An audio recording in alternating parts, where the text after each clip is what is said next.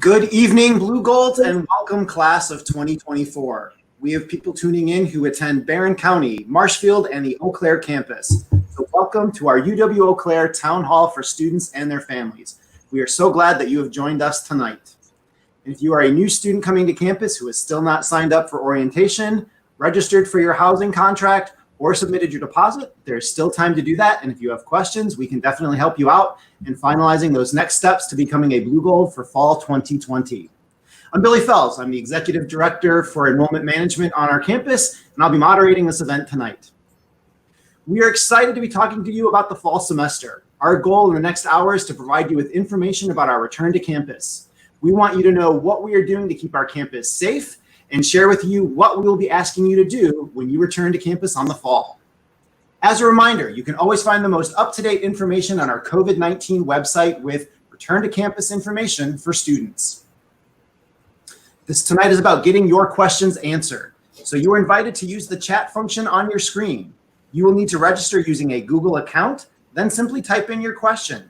But if you don't have a Google account, do not worry. You can send an email to questions@uwec.edu. That email will be available for the town hall only. No matter which option you choose, we are going to try to answer as many of your questions tonight as possible. So let's get started by introducing you to our presenters. First off, we have Chancellor Jim Schmidt, otherwise known as Chancellor Jim to our students. Good evening, everyone. We've also got Vice Chancellor Warren Anderson, who oversees our equity, diversity, and inclusion initiatives, as well as student affairs. Good evening. And Associate Vice Chancellor Mike Carney, who has been working on our academic classes and what they will look like in the fall semester. Good evening. And Dr. Pat Kress, Director of Student Health Services. Hello. And finally, Quincy Chapman, Director of Residence Life. Hi, everybody. So we have rounded up a great group of subject matter experts to talk to you about what the fall looks like. And to start off, I'm going to ask each of them a question so that we can provide an overview of what does returning to campus in the fall look like. Chancellor Schmidt, you get to be first. So please tell us how the decision was made to return to our campus this fall, and how are we preparing for a safe return? Well, we've been hearing from students all along, looking forward to the full on-campus experience. I'm the dad of 3 sons, and my middle son was a freshman last year at another institution and talked about, frankly, his disappointment of having to come home early and take the remainder of his classes online. So almost immediately we've heard from students that said, you know, the college experience is an immersive, transformative experience.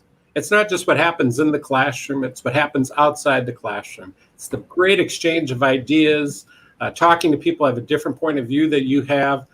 It's engaging in campus activities and, frankly, getting to meet new people. We're recreating that environment back on the UW-Eau Claire campus, but we're going to do it safely. Of course, the COVID virus has been a bit unpredictable, but we've learned a lot since it first broke out in the fall, last spring. And we've taken and following CDC guidelines to make sure that everyone is safe on campus. We're introducing the idea of a Blue Gold flight plan, because we always say Blue Golds fly together. A big part of this plan is making sure that you not only keep yourself safe, but you keep all your fellow Blue Golds safe as well. That's why we're requiring the mask in all indoor environments, except for your own dorm room or, of course, your apartment. And we're strongly encouraging face masks outside when you can't stay within 6 feet of everybody. We are also going to be using an app that was developed by a research laboratory at the Mayo Clinic. The Wanek family hypoplastic left heart syndrome developed a HIPAA-compliant app nearly 3 years ago and has great success in using it, and they've adapted it to track COVID-19 symptoms. It'll make sure that each day we're finding out if all of our faculty and staff are reporting the symptoms they're having, including taking their temperatures, and we'll be providing you masks and thermometers when you come to campus. Of course, we want to make sure that people are continually washing their hands and keeping social distancing of at least 6 feet. We've taken a lot of furniture out of our classrooms to make sure that we can keep responsible social distancing in our classrooms, in our dining halls, and other atmospheres on the university campus. So we're looking forward to welcoming you to campus. We won't have one great big moving day. You'll hear later from housing how we're going to offer staggered times for families to move their furniture and things into the individual dormitories to make that experience not only more pleasant, but to avoid contact with lots of other people. So we look forward to welcoming everybody back to campus at the end of August, first part of September.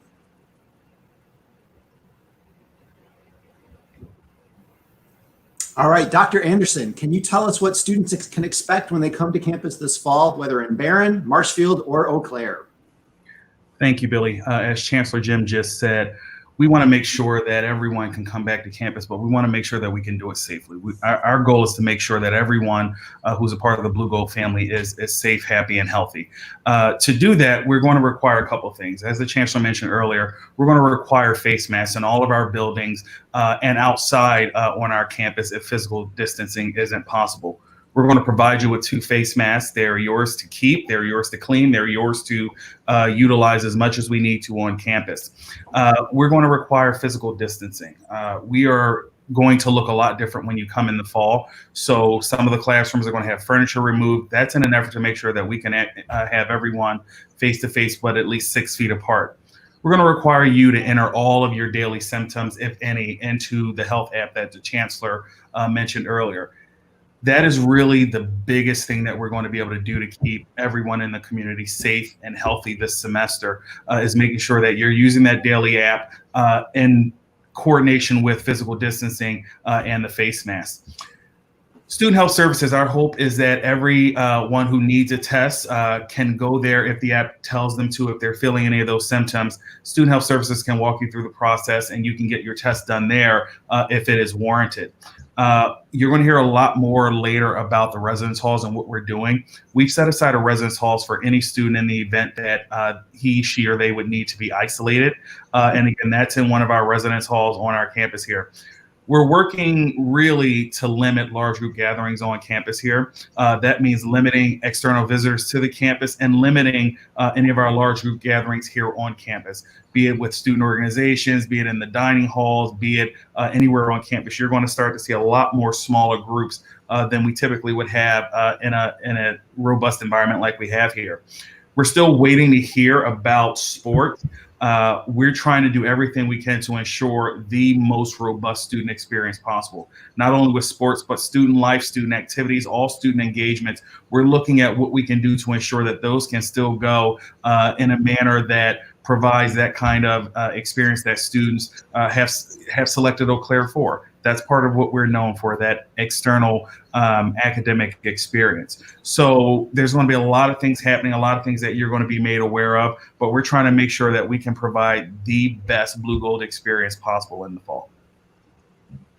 Dr. Carney, we're going to switch to you, and we know that we'll have to make changes to our courses in the fall, especially labs and large classes. Can you describe what will be different this fall, and will students have online options if they are concerned about being in class? Yes, the fall semester of 2020 will be different than the fall semester of 2019. Our goal is to provide as much in-person instruction as possible. For the safety of instructors and students, we've reimagined our classrooms to ensure a minimum of 6 feet of separation between each body in the classroom. And that has resulted in about a 50 to 70% reduction in the seating capacity of our classrooms. While students are in the room, they will be required to wear a mask, and if a student refuses to wear a mask, they will be respectfully asked to leave the classroom. Because of the seating capacity reductions, it may not be possible for every student to be in the classroom for every class period.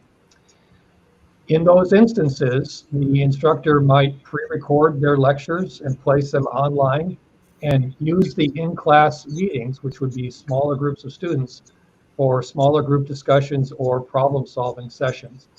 And this approach to teaching is often referred to as a hybrid class or a flipped classroom, and it was actually a very popular method of instruction even before the pandemic. Alternatively, each classroom will be outfitted with a web camera, which allows the instructor to live stream their lecture to anyone, anywhere, basically. So a student could be not physically present in the room, but they could be watching the lecture and participating in the class via that live streaming. In the case of lab classes, because of the social distancing protocol of 6 feet separation, it is unlikely that every student will be able to attend every lab session. So in those instances, a group of students, maybe half of the class, will attend the lab for a hands-on activity in 1 week, while the other half will be doing an online or a remote activity. And then the groups will switch, meaning that the group that was not in attendance in week 1 will be in attendance in the lab for the hands-on activity.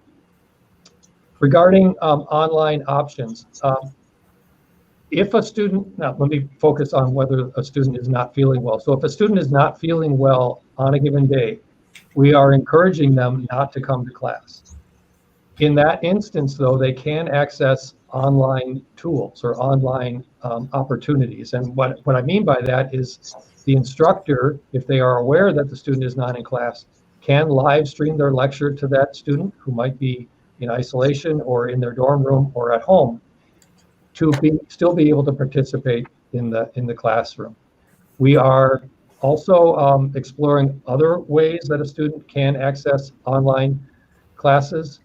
This fall semester, we will have the largest number of online offerings, certainly in my time at UW-Eau Claire, and it's often the result of us not having a room physically large enough to accommodate the class in a face-to-face version, so we are basically forced to offer it online, or the instructor is not able to be physically on campus to deliver the class, so the class has to be offered online. So there will be opportunities for students to access some online classes. Dr. Kruss, you've been working closely with our Eau Claire County Health Department. Can you tell us why we're asking students to use an app to monitor symptoms, and what will happen if a student has a fever or demonstrates other symptoms and is not feeling well? Thanks, Billy. Good evening, everyone.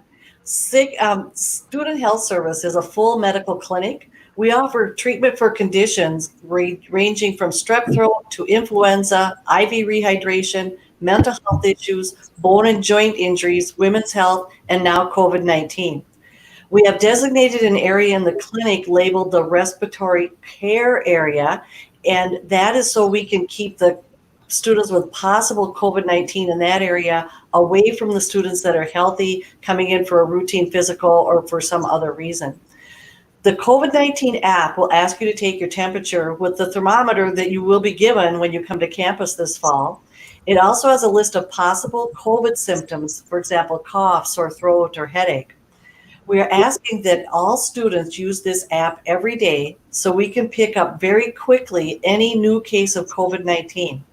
By catching it early, we can track and trace any contacts with that person, markedly reducing the spread of COVID-19 and thereby allowing us to have campus remain open. We do strongly encourage everyone to do that app every day. There is no GPS tracking, it is HIPAA privacy compliant, and the data is available to a very few select professionals. We will be tracking and tracing to contact all students who may have been exposed to a person with COVID-19. We will never expose the name of the person that has been diagnosed. In Eau Claire, Putnam Hall has been set aside, and in Barron, arrangements have been made with the hotel at no cost to the students to accommodate any needed quarantine or isolation situations. This is usually a 10 to 14 day process, depending upon your set of circumstances. If a student has a fever, is not feeling well, or answers yes to any question on the app, we ask that you call Student Health Service. We will talk with you, determine if it is appropriate to have a COVID-19 test done, and arrange to have that done for you. We would explain to you how to get that to happen.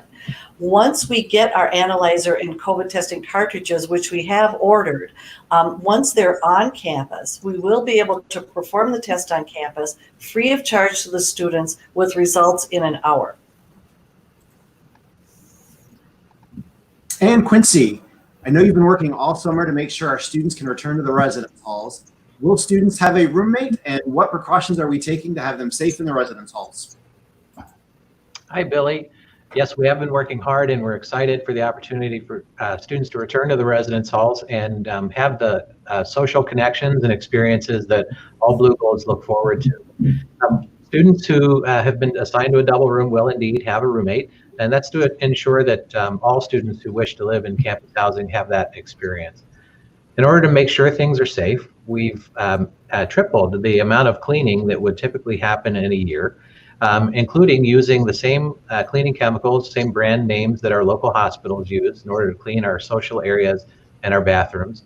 And so bathrooms will actually be cleaned twice a day instead of shower disinfecting, which used to happen every third day.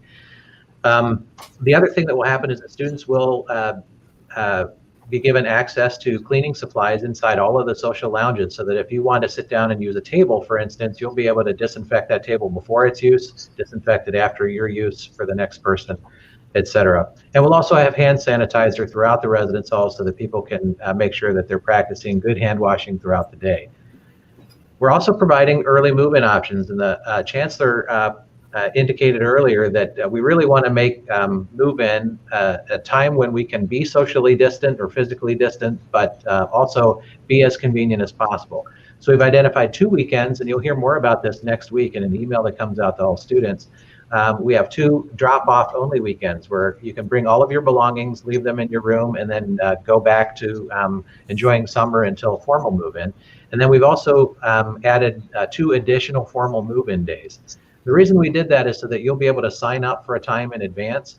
We can limit the number of people that'll be on campus so that you can still bring those helpers along with you on move-in day. There will be a lot of activities that will take place in the first several days, and the difference for us in terms of the activities that will take place will be that they'll typically happen in smaller numbers.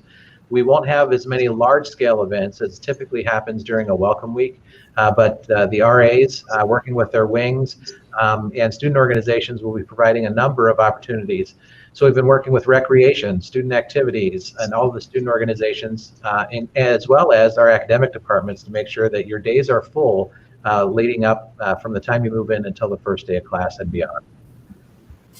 So wearing masks, it's going to be really important in the residence halls that students do wear masks. And the default position inside your residence hall room is that you and your roommate will wear masks when together, unless you both decide that you don't need to do that.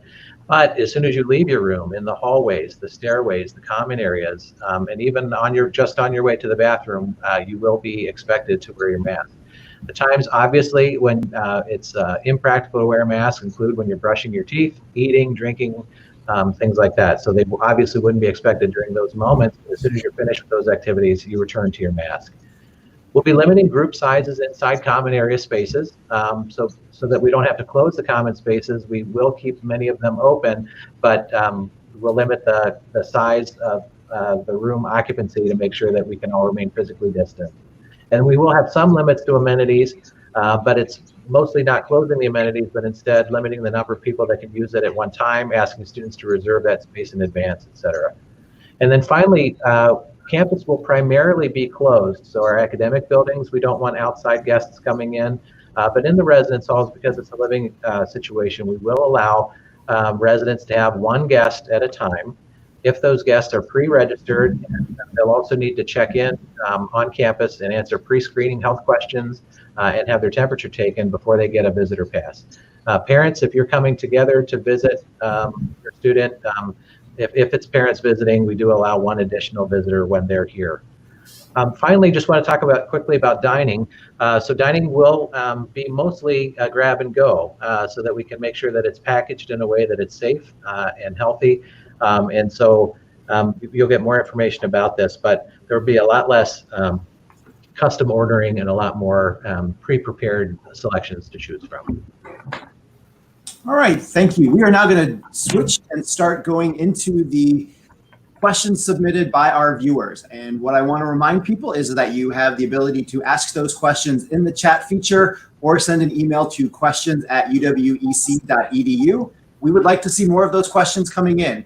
And here's what we're not going to do. We are not going to say, Johnny's mom from Monona is asking X, Y, and Z. So these questions will be anonymous as we put them out there. So don't be shy. please start sending us those questions. You've heard some overviews from our campus experts. What hasn't been answered? Start sending us those questions. Quincy, you do have the first question. And can you talk to us about the process for students to safely receive their textbooks for the fall semester? Yeah, so the most popular and also the safest way to do that is to order your books online and have those shipped to your location. The safest and most proactive location would be ship them home and then pack them in your car with the rest of the things that you're bringing to school. There's about a $5 charge for shipping, but many students also have it shipped to their residence hall. That does require a face-to-face interaction with staff members in order to pick up your package. Which would be the same as if you were to go to the bookstore and pick up your textbooks there. But we found that over time, even before COVID, everyone was preferring to order their books in advance so that they know they had them and have them shipped to them. Great, thank you. Dr. Kress, if I am a student that has asthma, can I be required to wear a mask? We will prefer that everyone wear a mask as much as possible. If someone does have very severe asthma, possibly with a note from their provider back home, or if they came up to Student Health Service and talked to us, we could see if we could come up with some compromise. But studies show the cloth face mask and 6 feet of distancing is what is most protective for you and for anyone around you. So we are going to really hold to that needing to wear the face mask if at all possible. And Chancellor Jim, a question that came in through our email is that I've heard you don't want students to travel in the fall. Does this mean they can't come home until December? What about parents coming to campus to visit? Yeah, so we'd like you to limit your travel, limit your exposure. We certainly expect a lot of people to go home for Thanksgiving, for other important events. I'd ask families and students to be thoughtful. You know, if you're going to go home, you know, spend the time with your family. But I encourage you to keep your circle of people you're in contact with carefully. Frankly, I'd hope you do the same practices when you are back in your hometowns, wearing a mask, social distancing, etc. I have to say, I have not left the Chippewa Valley since the middle of March of this year. And I know, and I'm usually one who spends quite a bit of time on the road and doing some traveling. It's a difficult choice. We're doing it to not only protect you, but to protect the rest of the campus. The more that we can keep our campus community together, the safer we all are. Dr. Carney, the next question is for you. So when will students be able to find out if their classes are going to be face-to-face or switch to an online format?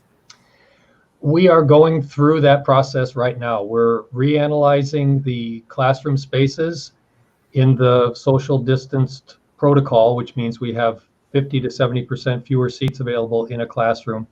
And based on that analysis, we are assigning rooms to courses, and students will find out what room that is. My hope is in the next week or so. In some cases, because the size of the class is so large, we simply don't have a room large enough on campus to accommodate that class. And in those cases, the class will be forced to be taught online. In another situation, it's possible that the faculty member is not able to be on campus to deliver the class. So in that case, also, the class would be delivered online. We intend to inform students if their class is transitioning from face-to-face, which is how it's currently scheduled in the student information system. If it does need to be shifted to online, we will inform the student of that shift. And if they are not comfortable with that shift, we encourage students to communicate with their academic or faculty advisor to see if there is a face-to-face version of that class that is available that still fits within their schedule. Great. And Quincy, if a student tests positive for the virus, how will they be quarantined on campus? We'll be notified if a student tests positive, and the first thing we'll do is have a conversation with students. And our first question will be, would you be more comfortable at home during the quarantine so that they have the support of family and local health care if they need it? But many of our students, the best option is going to be for them to stay here. And so in that case, we've set aside an entire residence hall just for this purpose in the case that we might need it. And so when we learn that a student needs to be isolated, they'll move into a single room. And during that quarantine period, they're not supposed to leave that space at all, other than to walk down to the bathroom and back. But shouldn't be out in the community. They should be in their room and isolated. To help them, we will deliver food to their door, so they'll complete an online form, and every day we'll drop off the meals that come as part of their meal plan to them outside their door. And then we'll remain in contact with them. They'll have contact information for our staff, so that if there are other needs that they have, our staff can assist by getting things to them. But they'll also most likely have a network of friends that they're also comfortable calling on to bring things to the residence hall. They will not be allowed to have guests inside the residence hall, but can drop off things for the staff to leave outside their door. Thank you much, Quincy. And Dr. Carney, we have another question for you. So if a student does not want to attend class this fall for any reason, will all classes be available online for those types of situations? The answer is it depends. It depends on what year the student is and what their major is. So, for example, if it is a first-year student who is taking primarily 100-level introductory classes, it is possible for them to assemble an entirely online class schedule. As I mentioned earlier, we will be offering more online classes this coming fall semester than at any point, I think, in UW-Eau Claire's fall history. So it is possible, but it does depend pretty significantly on what the student's major is. If that major requires the student to take a very hands-on intensive class, such as a lab, it may not be possible for the student to get that same experience in an online environment. So the short answer is, unfortunately, it depends on what year the student is in their career and what their particular major is. Great, thank you. I'll be taking the next question. And so if a student decides that taking a gap year would be their best decision, what would they have to do to return to the university in the following year? So I have a couple of options. As Dr. Carney just mentioned, there are online options available as a potential. So I would really encourage you to think about continuing into your college experience and looking at potentially what some of those online options are for you. In our last session, and as we've been communicating with our returning students, they are very excited and very anxious to come back to campus and be a student. Parents, we have had many parents contact the chancellor asking, when is my student moving out of the basement and coming back to campus? So as you were thinking about that gap year, our current students and our current parents are excited to get them back to campus. If you are still thinking about pausing and taking that gap year, you can defer to the spring semester. If you're looking to do it beyond that, you would want to contact the admissions office and talk to them about what are your potential options. Dr. Anderson, this question is for you. Are masks required indoors? And if so, how will students eat when they are inside a building at campus? Masks are required inside any building at the university. Outside of the buildings, masks are highly suggested when physical distancing isn't possible. We understand that there are times where students are going to have to remove their masks to do certain things, eat, brush your teeth, get a drink of water. But we ask that you do so using your best judgment. When we talking about eating in the dining halls, we're going to be removing a lot of the tables that are in there to ensure that students are 6 feet apart. That physical distancing, along with using the mask whenever you're not eating, is what we believe is going to keep everyone safe. So there will be options in terms of where you eat, how some of the grab and go options that are really going to encourage you to spread out as much as possible. But there will be opportunities for you to be able to do all those things with your mask on. And if you have to take your mask off, we just ask that you use it anytime that you're not doing one of those permitted activities like eating. Great, thank you. Dr. Kress, I have a question now for you, and it's asking about how testing will be handled on campus. Will students be charged for their COVID test, and how often will students be required to take the test? Yes, as far as being required to take a test, we are following the CDC guidelines, which right now would be if you have symptoms of COVID-19 or you have been exposed to somebody that had a positive COVID-19 test. Those are the ones that we definitely recommend testing. Right now on campus, we are not recommending doing it just in case, just to see if I have it. And oftentimes, if you did do that out in the community, it would not be covered by insurance. There needs to be a reason. There are also 3 drive-through sites in Eau Claire, and one of them actually will allow you to walk up to it. and 2 of them will bill insurance, so we can never guarantee what that would cost or not. It would potentially be free. And the other one, actually the one you can walk up to at this point in time, says that they are free. But my understanding is these things can change literally week by week, and Student Health Services will stay on top of that. So we would always give you the best advice. Once our analyzer is here, which we have ordered along with some COVID testing cartridges, when those are here, we will be able to test at Student Health Service on campus. It would be free, and you would have the result within an hour. Great. Thank you so much for answering that. Chancellor, I have the $1 million question that you have probably answered 1 million times. Why did Eau Claire choose to bring students back this fall? Would it have been easier and safer to conduct all classes online? It would have been easier to do classes online, and it depends on people's situation as to whether it would have been safer. We've heard loud and clear from the vast majority of students, although we have had students who have a different point of view as well, that they would prefer to be on campus for the full campus experience. Education is not just the lecture that you may sit in a classroom.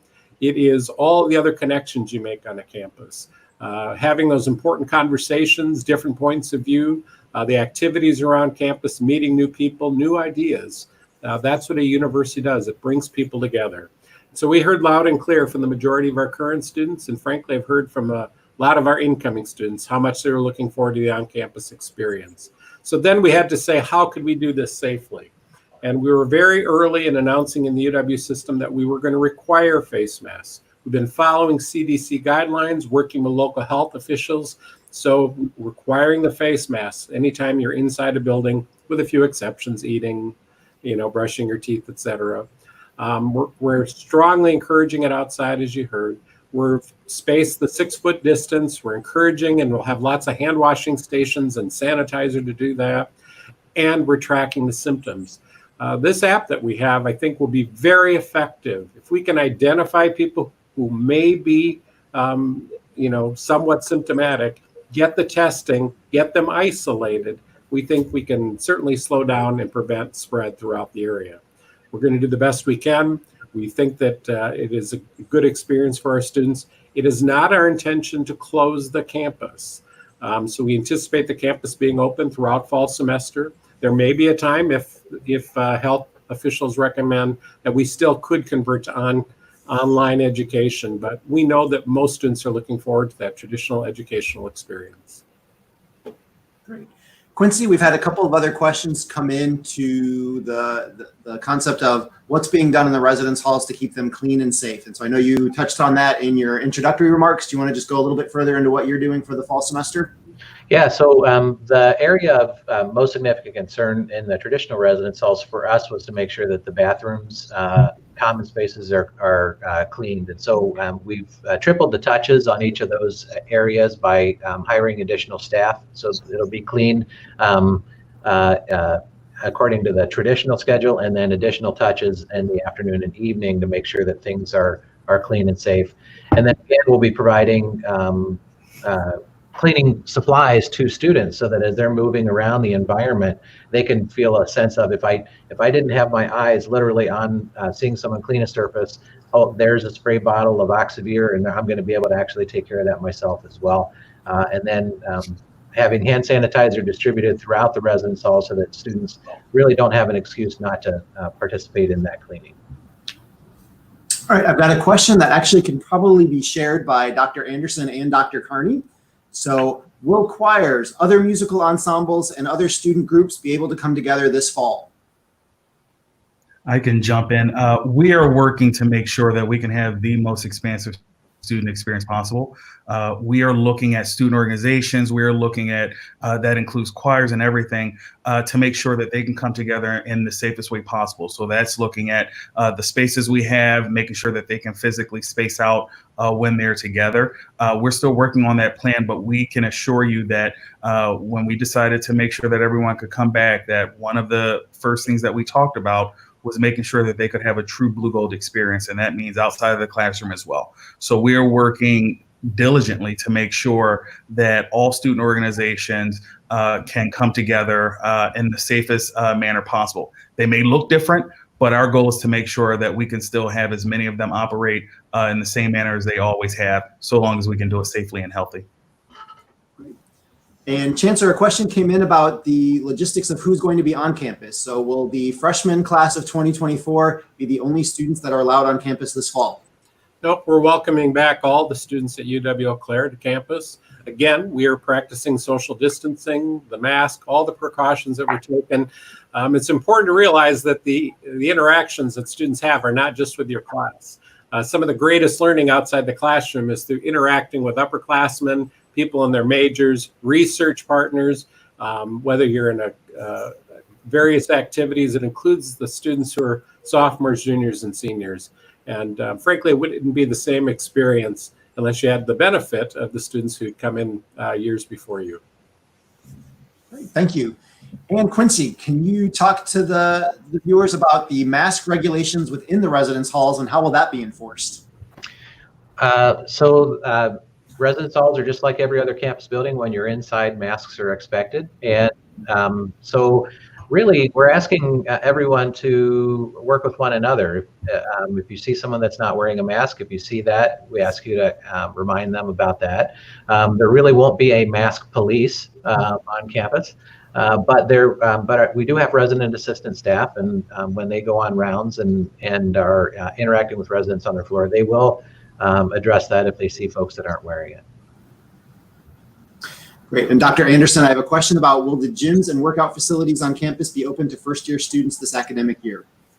Much like the last question, we're going to do everything we can to make sure that all of our facilities can be open in the safest way possible. We're looking at plans which include the gym to ensure that we can space out the equipment. We have an appropriate cleaning rotation to ensure that they can be used safely. So the answer to your question is yes, those facilities will be open, but we're trying to figure out the safest way to do it with the student body that we have. Good. And we always have the hill. So just remember, there's always the hill.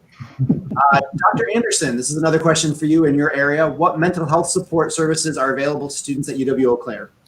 Any student who needs help with mental health can access our counseling and psychological services. They can be done right now. We're doing a lot of telehealth, but our counselors stand ready and able to support any student that has any mental health need.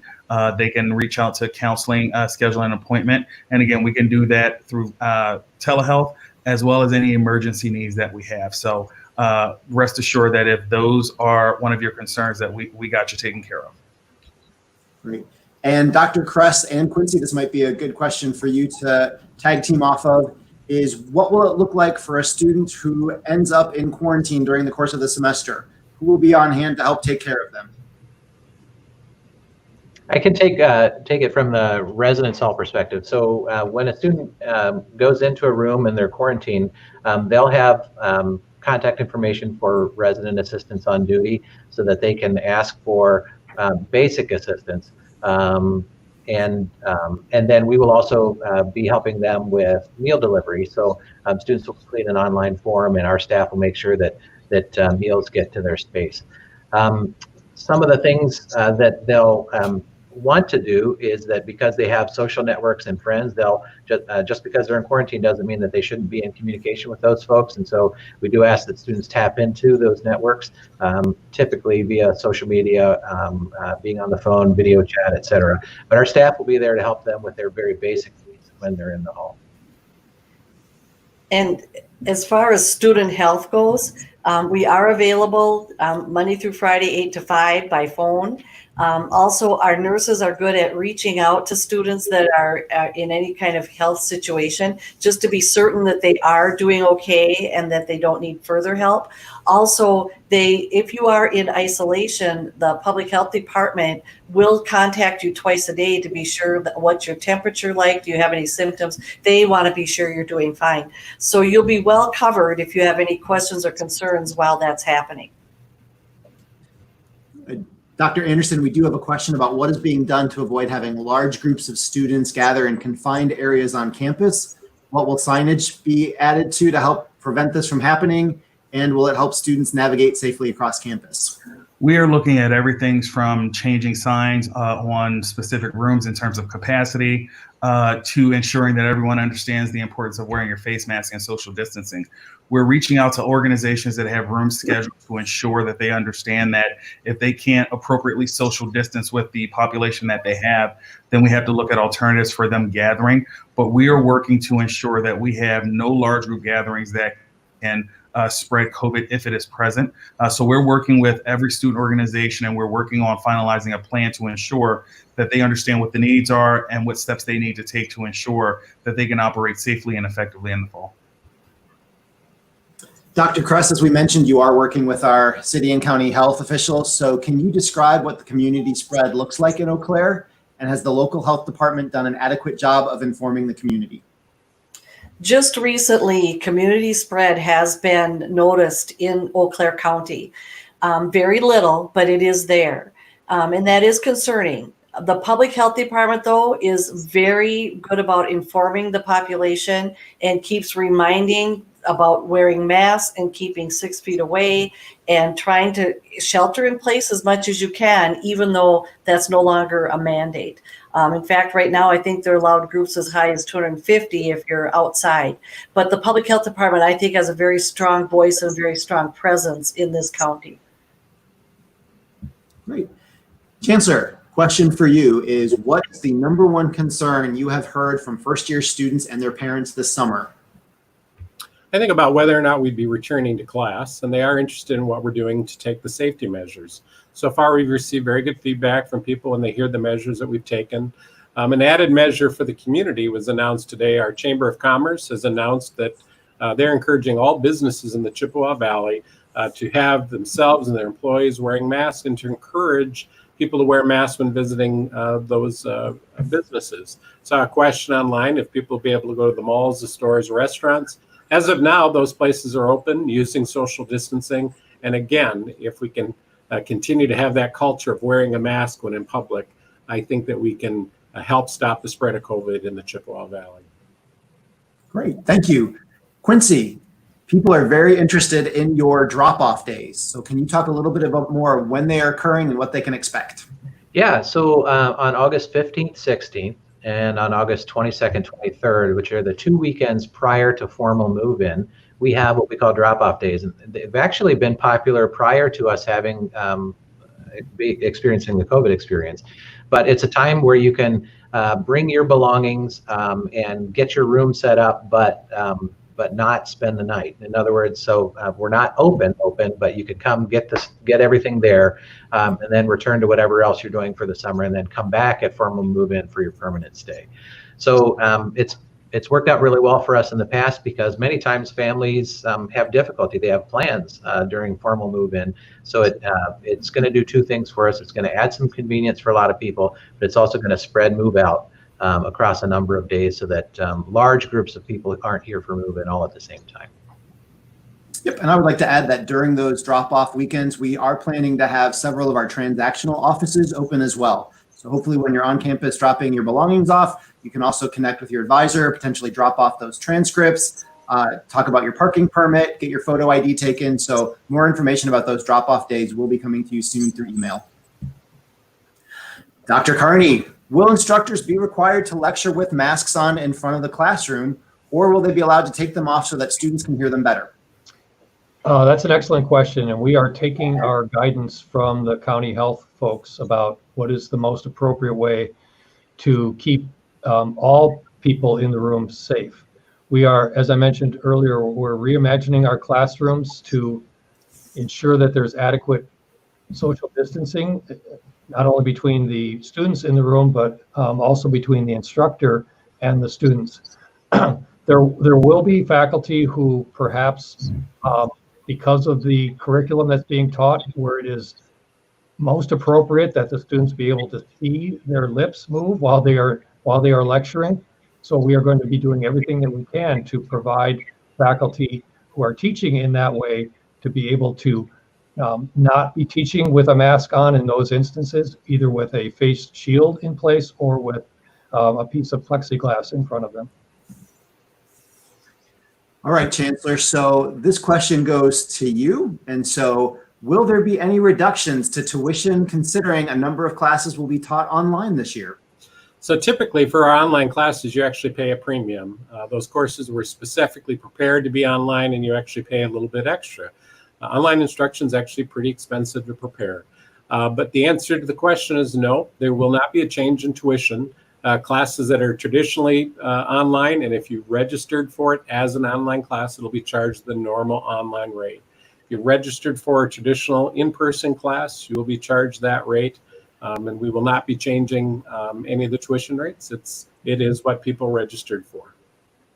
Great, thank you very much. Quincy, I have a two-parter for you. So if you can talk about the limit of number of family members who may be present on a scheduled move-in day, and then would it be simpler or easier for students and families to ship their dorm room contents directly to the residence hall? Yeah, we do ask that that students bring just 2 family members with them to help move in. And the reason is, again, we're trying to make sure that we don't have large crowds, and so that we can actually distance physically from one another.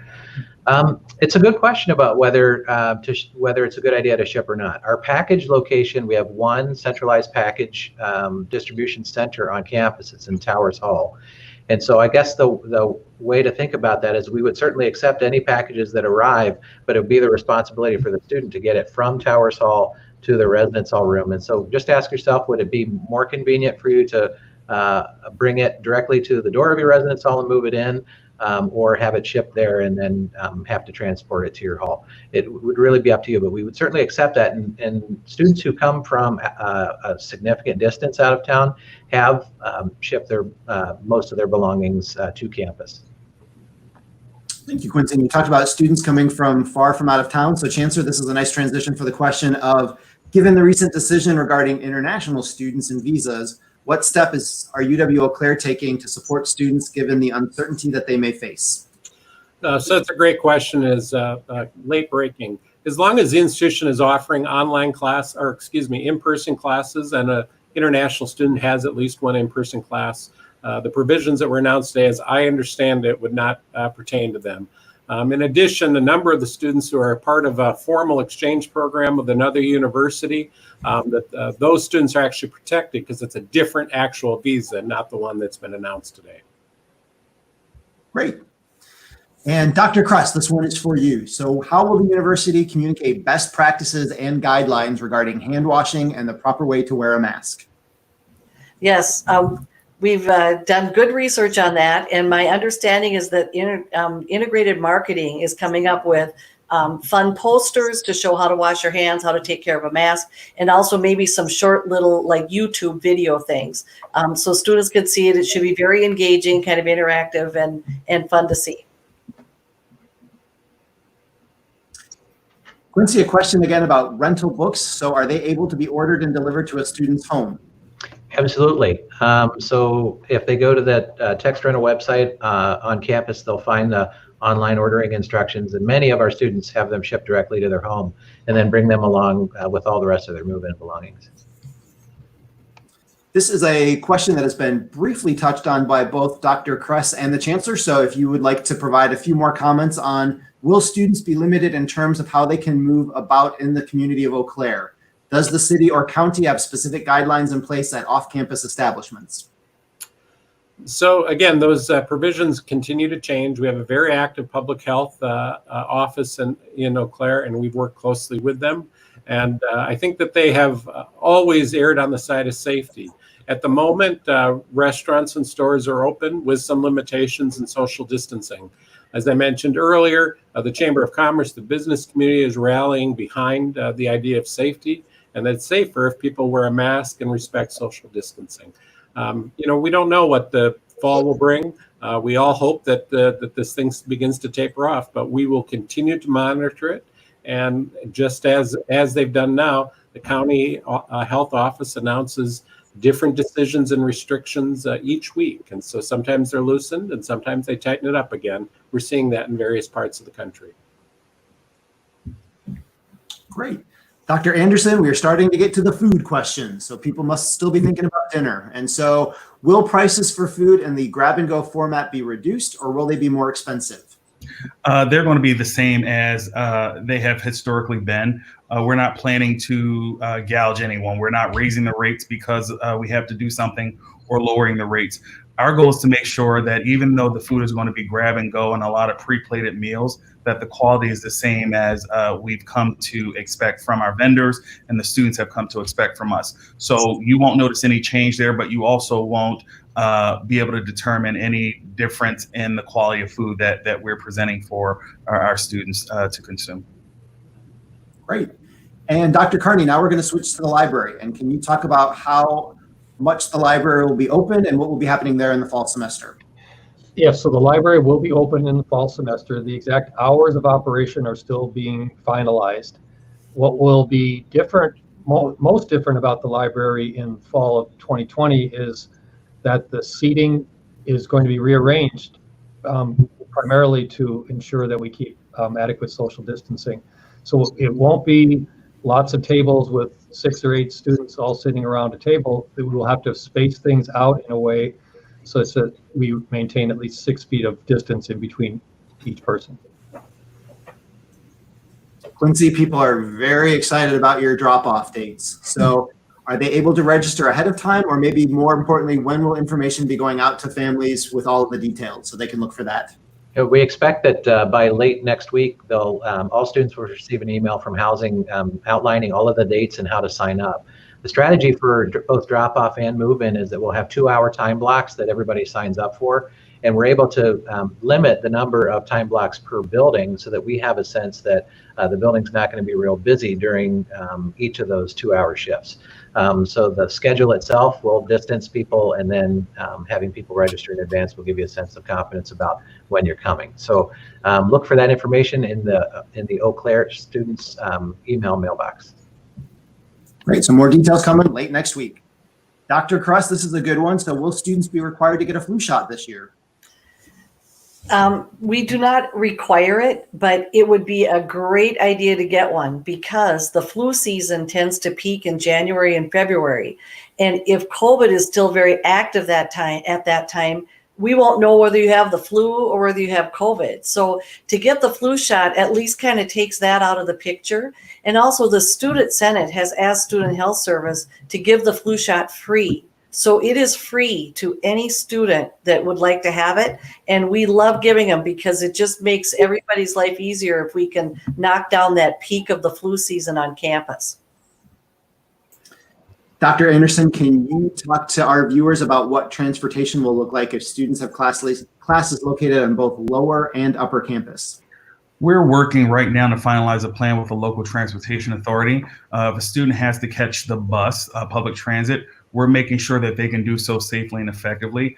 What we're trying to do is make sure that if we have to limit the number of students on a bus, that they still are able to socially distance with the 6 feet, still required to wear their face mask. But we're working to make sure that a plan is finalized in the very near future to ensure the transportation needs of our students who either live off campus and are trying to get to campus or have to navigate around the community is finalized and plenty of time for when students return. Dr. Carney, we have another question about online course options. And so will all classes be streamed online in addition to in-person instruction? And will I be marked absent if I only attend the online process? We are basically waiving the class attendance policies for the fall semester.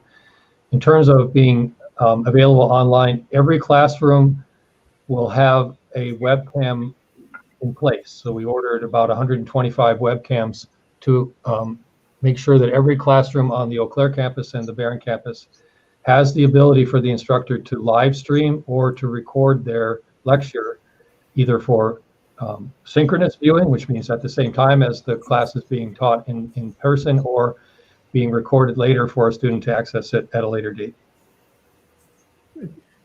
Dr. Anderson, I'm going to put this question to you, but if anyone on the panel knows the exact answer, you are all welcome to jump in. But do you know when students will receive their masks when they come to campus?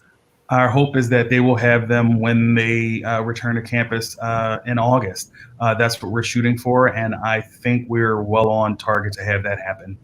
And will those be distributed in the residence halls at check-in, or will they pick them up somewhere? That's the part we're still working on. We're still working out the logistics of that, but there's going to be a number of ways, whether or not it's something that's delivered in a welcome basket through Res Life or picking up in the student center. We're still working on finalizing a plan for that.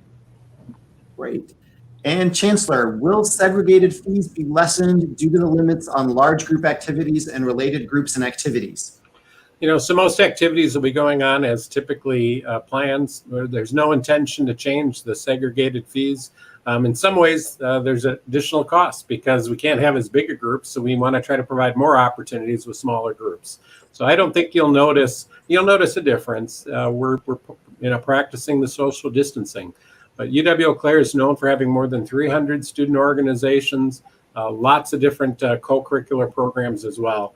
Undergraduate research, and we are disappointed. It won't affect most of the first-year students, but we have suspended our study abroad program for the current fall. We just don't feel it's safe for students to travel overseas, but we certainly look forward to getting that up and going again as soon as the COVID threat is more minimized. Good. Dr. Kress, I have a question about, can a student's health be adversely affected from wearing a mask for several hours a day? No, it should not ever cause any harm. There are many healthcare workers that wear them 8 and 12 hours at a time, and it is really very safe.